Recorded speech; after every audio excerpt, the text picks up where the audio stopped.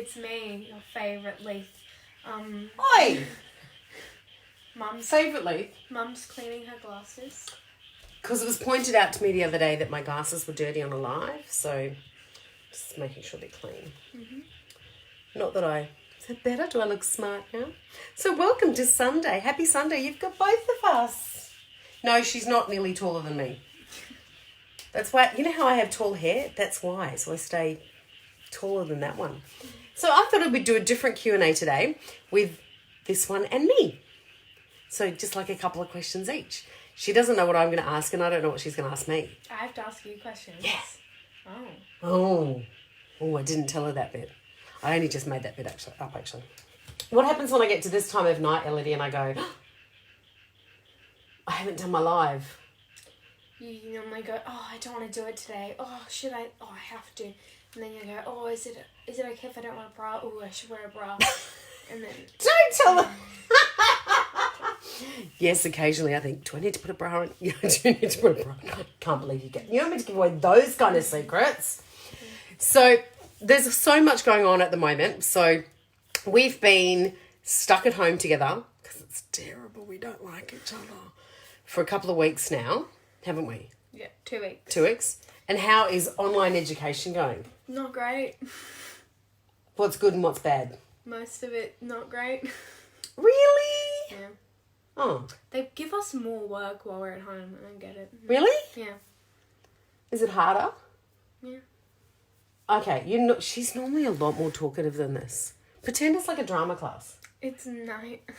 Go to bed. You want to go to bed. I want to go to bed. Okay, well, you can go to bed then. Bye. What? I'll do my life. Well, if you don't want to do it, you've got to be in it. Good night. Good night, darling. Good night. Oh, look, you got her on for a minute, but she's not kind of up to, I don't know, Sunday artist. I think that's what we'll call it. Hello, everybody. So, yes, it is Q&A Sunday where I normally answer a question that either a client has asked me or someone has messaged me and asked me. And, this week, well, actually, no, that's not true. I have had a lot of questions asked this week, but some of them are a little bit too personal to share, and others I've actually already covered off on. I know, crazy? I can't have covered off everything in 293 days. No, there's so much more we could talk about. So actually, I was going to tell you about a book I just finished reading. Oh my golly gosh. And I did legitimately get asked this question today, what I was reading, what had I been reading, because I set a task at the beginning of the year that I was going to read 52 books this year. And I had thought to myself that I'd blog about them. With doing the lives and everything else, I ain't got time for that. So I haven't blogged about the books I've been reading. I've also lost the ability to speak English somewhere today. But I have just finished reading Breaking the Habit of Being Yourself by Dr. Joe Dispenza. Oh my golly gosh. I do believe this will actually be life-changing. And I don't know if I've ever said that about a book before. It's quite heavy. It's quite heady. Like you've got to... but I'm a bit of a dag. I like sitting down having conversations with people about quantum physics. So, and chaos theory and a whole lot of stuff that people go, ooh, what's she talking about? So I enjoyed the headiness of it. But then it does give you some really practical, tangible things about releasing old baggage, like get rid of that shit, and welcoming in the new. So what I've done, I really loved it. It's a long read. Lots of notes taken. I think I will actually write about this one because I think it is actually that powerful.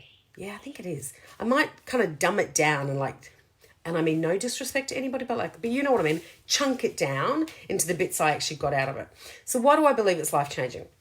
Well, it's one of those books where I was getting my phone out and making notes. I have the notes app and I make notes when I hear things or when I see things. And then I go back when I have time and reread my notes and then make notes from my notes or do something with my notes. It's kind of a lot of people use, I've just forgot, Evernote. I didn't like Evernote. I don't know why. Maybe I'll give it another go. But I made truckloads of notes from this. And I've already gone back and distilled some more information out of the notes that I wrote.